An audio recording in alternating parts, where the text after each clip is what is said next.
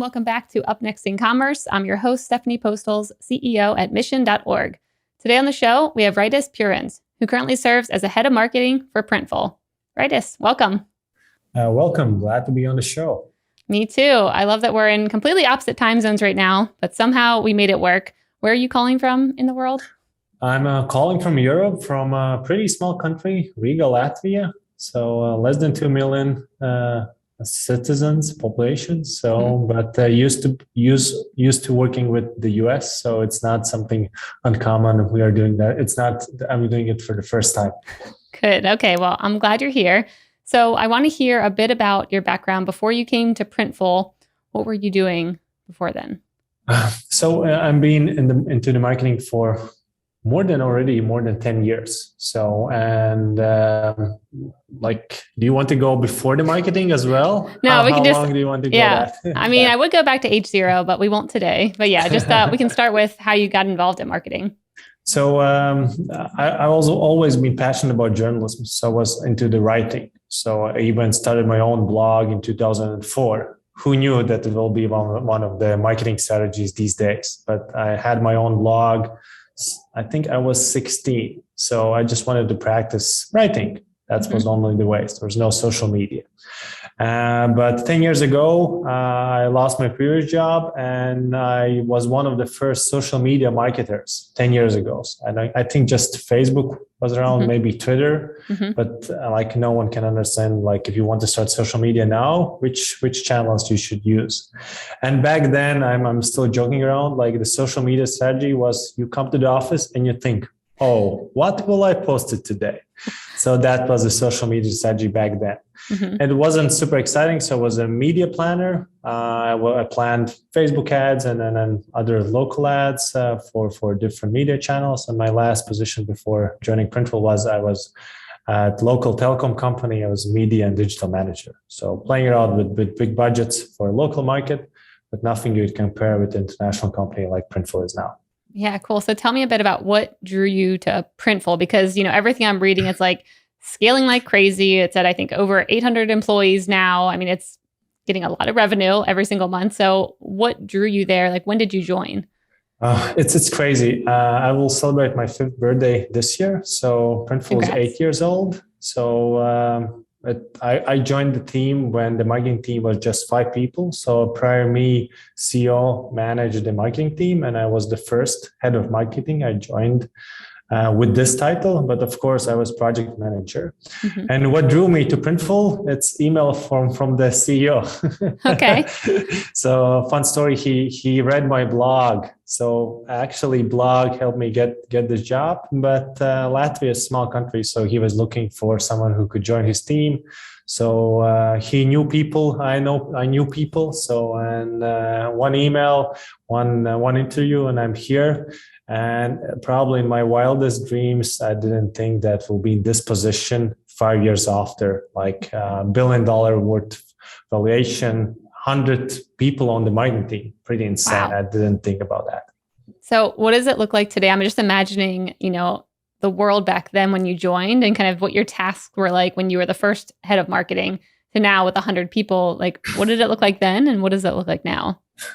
Now probably I can be head of marketing. So back then it was just a title, and honestly I was marketing project manager as its best, and actually I was any project manager. So now I actually manage people, and the main goal is challenging the team to their next goal, so that we are on top of the level what we're actually doing, because you have to constantly challenge yourself. And as I'm saying that I'm real manager, that I can, take a vacation for 1-2 months and nothing will going to change, but you will start miss me after a while. So we should find direction. So that's my job now. Back then I was actually project manager. Cool. So earlier we were talking about platforms and, what it used to be like when you were managing social media, but today there are so many channels that you can get on. And I know you've written a bit about TikTok and the engagement that you've seen on that platform. And I want to hear a bit more about what platforms are you exploring right now and what are you seeing success with? So great question. There's so many platforms that you don't know actually with who to start. So you can always go basic as, I don't know, still Instagram is our best performing social media channel in terms of actually social media. But you can also look on the social media in terms of the ads, where still Facebook, Instagram is the king from our perspective. So there will always be some sure deals about the channels, which will always work. So you can always, that's a good starting package. But then you should always test new channels. So you can learn about new channels. You will never know, is it going to work for you or not? We played around with TikTok. We're still not active there, but we play around with ads and we learn a lot there. So we're still figuring out the channel, is there's really the audience which we want to work with. And very often the problem is that it's basically just mobile. And try to launch your e-commerce store using just your mobile phone. You should better use desktop, and that's one of the platforms. I know that most of people still use mobile. So it's always about testing new channels. I know playing around even with a Clubhouse or like, we don't know what will come up in a couple of years. I mean, I can see probably a big wave of people wanting to use you now, especially with so many, entrepreneurs starting businesses, starting new, D2C companies. What kind of inbound have you had around this new rise of, everyone starting a company or a brand or trying to launch a product? So we are in a pretty great place in terms of that. So that's probably also why we're so successful. Basically, this terms, I know we love to use side hustling. It's a thing in the US. It's much more a thing than, for example, in Europe. We are now localizing also a website in a couple of languages, and we can't use the same methods as we did in the US. So, and it's side hustling, but it's also that so many new creators is made. And it's again, thanks to social media, that you can create content, but you create an audience. You can want to sell the merch to that audience. And that's also helping us. And it was much more complicated 5-10 years ago that you had to basically, contact a guy, get a merch and invest some kind of money. Now, the only thing you need is just your computer and you can start selling anything you want in any place of the world almost now. By just having an idea, you can test it. If it's not going to work, okay, lost your time. If it works, we can scale up to, 1,000 items as you wish. Basically, no limits for that. Yeah. How are you finding these new customers, especially in an environment right now that I see is very competitive? I mean, to me, you guys were the first where you were the first ones who really let us, let a business owner go on and be like, here's my design. I want to order this, and just felt so easy. But now when you look around, it seems like there's a lot of companies trying to compete in this space. So how do you tailor your marketing message to these, new potential customers in a way that's going to pull them to Printful instead of a competitor? So we were probably a little bit lucky at the beginning. So our number one priority is performance marketing. So very often people find us by Google. Just through SEO? Through SEO. So, and we are a pretty grateful place. At the start, we were lucky, but now we are still continuing to invest more and more resources into that. So we are answer to people questions online. So that's a magical place to be in. So, and still people found through us. So SEO is still, I'm saying, is the king, but there's some kind of limits. So if you want to continue growing, you have to look in other directions as well. A second thing is ecosystem, like e-commerce ecosystem. So I think we are. I know that we have integration to 20 plus platform. And these days, of course, it's trying to find audience, maybe which are very often beginners who could potentially be interested. And we are doing that with ads, influencers, affiliate marketing. So we're also spending pretty big money on Google ads, on Facebook, Instagram ads. So to actually find and continue growing. But that's actually the easiest part, to find those customers. And then comes the challenge to onboard them. Because for you to start an e-commerce store, it's not like to buy something online from a mobile phone. There's a lot of decisions has to be made. Starting with your niche. What do you want to sell? Do you have designs?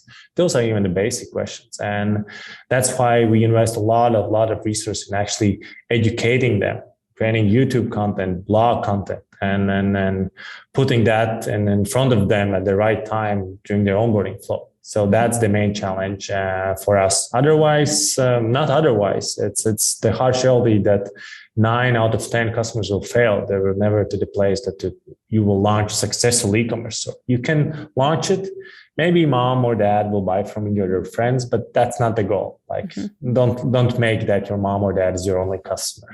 Yep.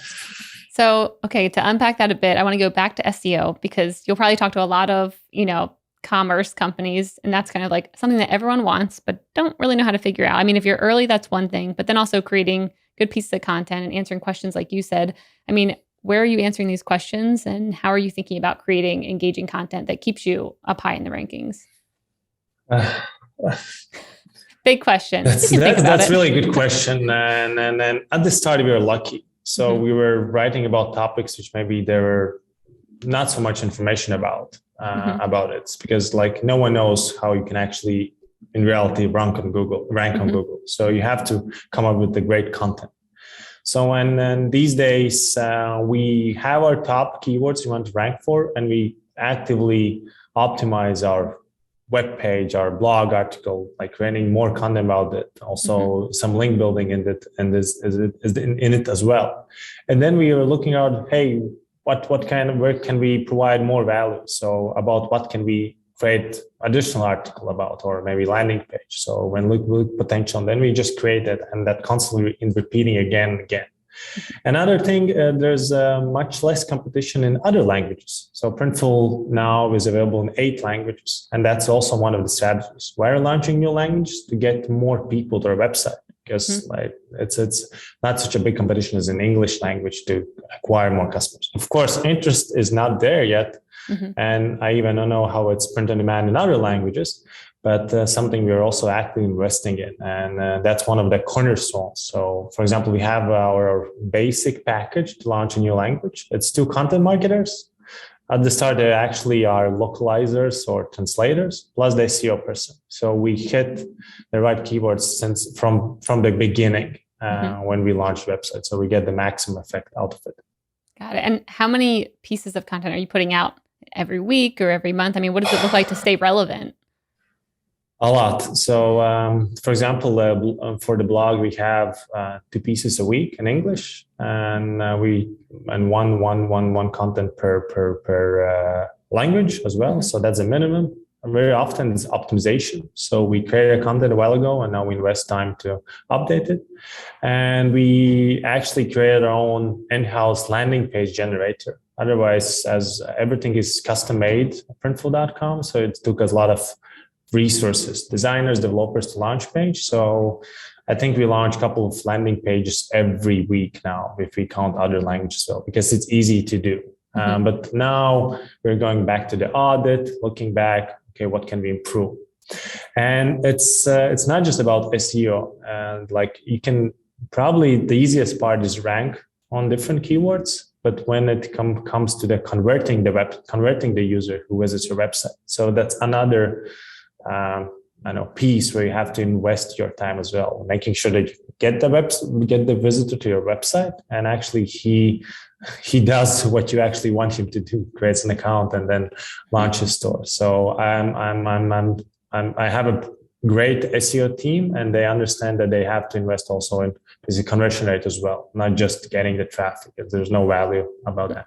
Yeah, I always think it's smart when I see people have like companies having me design something first and like getting invested in it, where I'm like, there's my beautiful t-shirt or my blanket. And they're like, okay, are you ready to order? Now you need to get an account. Something that kind of pulls me in, and what feels like a pretty easy conversion to like trying it out, seeing what it looks like, what the experience is going to be like.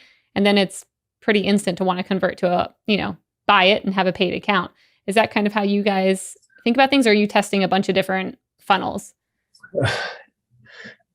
It's the readiness, like in which stage people come to the website, they're totally different. So, and not always you have even a design what you want to put on the product. So, and then one of the now corner pieces we are also investing a lot of resources, other teams are investing, is bring your own design maker, so that we actually fix this problem, that anyone with even minimum design knowledge can come up with a beautiful design which they want to put a shirt or a phone case. So that's is one thing. And then, we try to engage them. So first of all, we try to sell the idea it's easy, But when you actually start doing that, because if you want to launch a store, it's not just enough with one design. So we try to motivate them, keep him engaged. So we launched loyalty program as well, that you do something, we reward with points, and that you, don't want to leave us and you're still continuing investing. Mm-hmm. Another thing is, for example, we also have sample orders. So it's if you can't get into the PayPal inboxes with your email marketing, because people have to opt in for that, maybe you'll get in your mailbox the sample order after that. So somehow to remind them about us in the different stages, so to keep them interested. Because still, you're saying correctly, you can interest people in design, but you have to have something to put on. You have to have some kind of idea. Yep, I'm the high intent, ready to buy user who already has my designs, ready to put them on. I already know what I want. But I mean, what seems to be an interesting challenge, I don't know, I'm sure you guys think about it too. Earlier, you were talking about, 9 out of 10 businesses fail. And what does that look like afterwards? And I'm just thinking about like, okay, how do you think about optimizing for lifetime value of that customer? Also knowing, the odds are not in many people's favor when they're launching a new business. Like, how do you guys think about what happens after that? They launch their first store, they're trying to sell, maybe they don't get it in front of a bunch of people. Do you all even, have a way where you kind of come after the fact and try and support, or how do you approach that? I would like to be an Etsy. Yeah. Because then I could just pour some money into the ads and get people to buy from the seller, but I'm not. So we are a white label company. So maybe you even ordered something from us. You have no idea it came from Printful. It came from that small merchant. And how we are helping them is pushing them, educating them. Very often the marketing team teaches others how to do marketing. We have offered different Google coupons, AdRoll coupons for them to actually try to do something with the marketing there. But that's the hardest part. And then my suggestion to anyone who are getting just started. So I believe the best combination that you get someone who understands how internet works and you get an artist and you put that together, you can launch a successful store. Because then there comes a challenge to get someone to your website who are interested in buying that product for that particular price. And the design as well. So that's the hardest challenge, and it's not easy. Yeah. We used you guys on our website. I mean, it was essentially like that. We had our store, and it did look very much. I mean, it was like white label. It looked like mission stuff. Every time someone would order, it would be drop shipped to them. It worked beautifully, and the whole time I was just wondering, how do they do this? Like, how do they, ship to someone in Europe, to someone in California, and just it all works so seamlessly. So I want to kind of hear the behind the scenes there of how do you, think about logistics and fulfillment? Like, how do you get everything to work so nicely? When someone asks about this, I'm saying that it's because of the developers, and it's that developers learned themselves how to print something on a t-shirt without leaving their computer. There you go. So, all right, now we know. That's the secret. But in reality, is a lot of people in the fulfillment facilities. I think now we have already 9 fulfillment centers globally. And I know that there's some of them still in the process to be open in the next couple of months. But that's learning by doing. We started small, and we're just constantly investing more and more resources in development, because we have a team of more than 100 developers, and a lot of them works with printers, with stock ordering. We even have our own warehousing app that if you order something from Printful, you will see who picked the shirt. There will be name written, who checked the quality, and who shipped it. So we can follow all the details, and that's something you also can see. I know how much time she or he spent on the process, and we can constantly optimize that. And there's comes different challenges, and that's easy to be team operations, because they constantly have to understand, okay, do we have enough orders? Do we have enough people to fulfill the orders? So that's their challenge. My goal is to bring as much volume as they can, and not too much as well. So that was also a challenge last year when e-commerce boomed, and for a couple of months we did anti-marketing, less orders for the operations team. Otherwise, some people had to wait for 2 months to actually get a t-shirt. So what kind of shakeups did you experience over the last year? And did you make changes that are going to be go forward changes, or was it more just like a hiccup in time and now you're back to kind of operating as you did? It allowed to scale their business a lot because a lot more like at the start, of course, it went down and we didn't understand when. And with all the restrictions in place, I think in 1 week, my team shut down both facilities in the US because non-essential businesses were not able to work. And then as people understand what's happening, demand went up. And then we had to figure out how can we fulfill all those incoming orders with limited resources as well. So what we did, we stopped all the ads marketing because people found us natural, organically. But for a couple of months, we didn't even spend a dime on performance marketing because we didn't need the volume. So we had to be much more careful. And what we did, it was a priority before as well, but we started more focusing on other markets besides the US, where maybe situation was a little bit more stable and we were able to get more volume. So we just changed their mindset to different markets as well. So how can we rank for more keywords in Canada and in Spain and Germany? And that's probably, again, is the same story. Let's not keep all the eggs in the same basket. So how can we differentiate the risks from different perspectives? And that we are constantly keeping it in mind. If there's facility shut down in California, do we have another printer also in Charlotte who can also print the same product? So that's probably is learning to stay. When it comes to consumer preferences, what does it look like, from your customers in Germany versus, the US? It seems probably pretty obvious of what people want from you guys, but do you see different preferences from people in Europe or anywhere else you sell around the world? So still from product perspective, still the t-shirt, still the go-to product. It's how people understand and how people usually start. So there's not a major difference in terms of that. Okay. Probably from how people use us, and more in the US, they start their own business, so they start their own side hustle.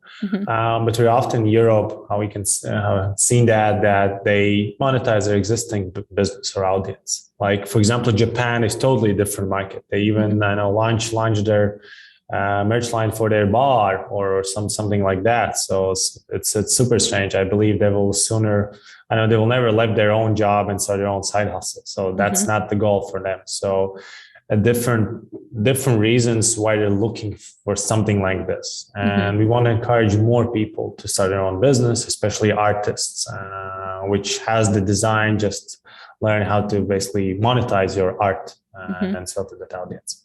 Yeah, that seems like a good challenge. Like thinking about, places like Japan, like how do you, kind of showcase them maybe resources or content that does kind of encourage them to, be a little risky. Like you still don't have to leave your job, but you can maybe try something out, like, because there are a lot of artists there. But it definitely feels like a different kind of vibe of what are they willing to do to maybe, take a risk, spend a little bit of money, see if someone will buy it. What are you guys doing to kind of, help nudge that a bit of like, everyone can start a business?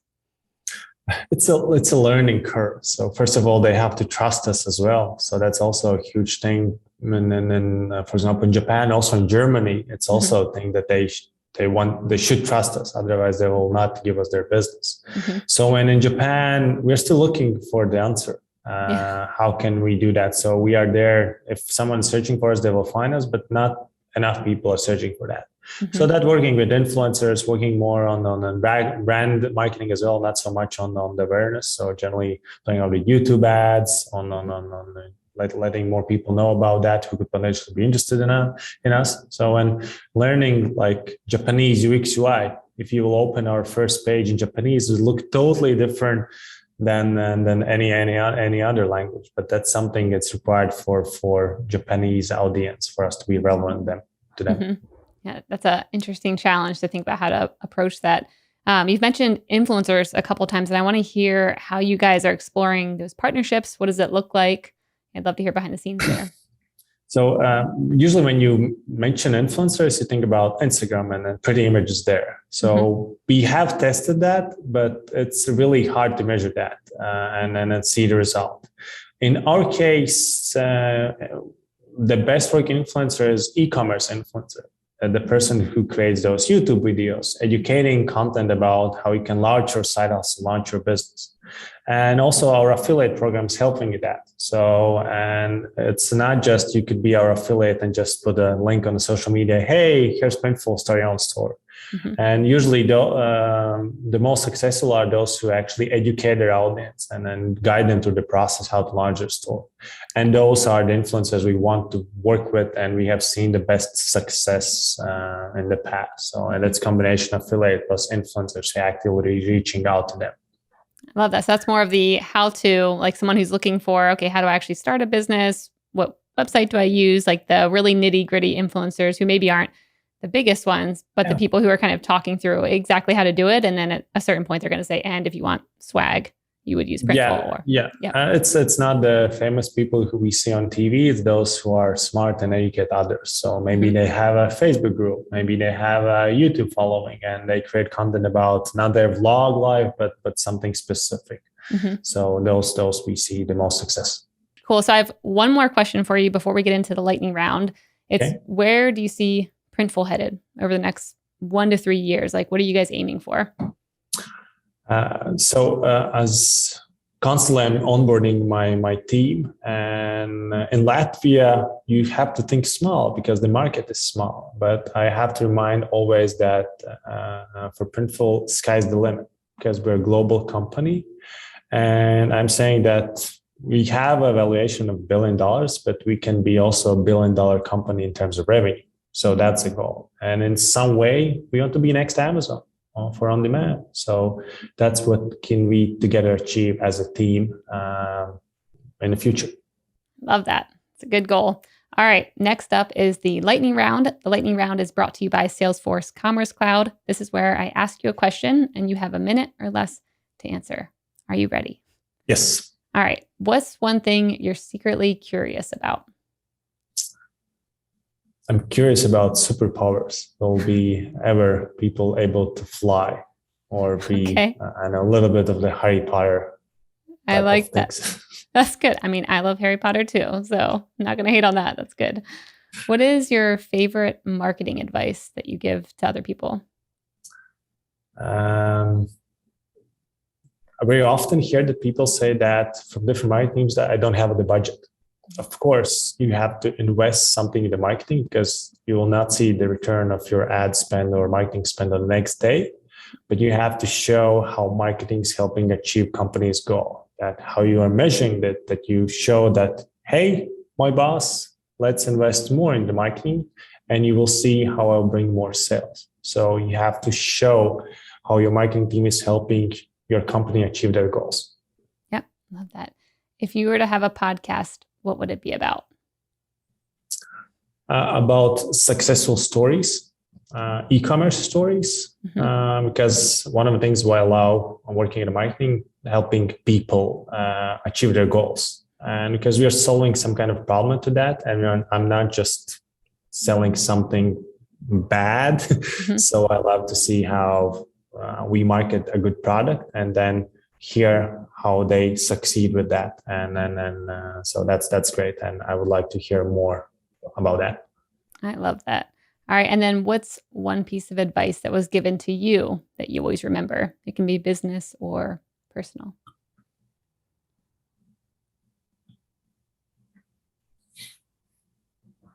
I have learned so much in the past years that even I don't know what I learned on myself or from others. I'm now like feedback, but something probably I learned on my own, but and feedback is important in any basically relationship, either it's with the loved ones, my wife or at work. So you have to talk and you have to provide feedback. By talking, anything will happen just faster and quicker, and you will not have to basically guess. I know I love the example that those socks stay there. I know they're staying there for 1 week, and then I know my wife would just wants me to understand that, but you can just say that, and it will be just much easier. And that's also in the job. Just talk about your problems, about things that are happening. Yeah, that's great. All right, Raitis, this has been an awesome interview. Thank you for taking the time at the end of your day. Where can people find out more about you and Printful? Printful.com, easy, or just search on Google Printful, and you can find me on Twitter, Instagram, and also just add me on LinkedIn. I love to brag about my company, so you'll learn a lot about Printful there.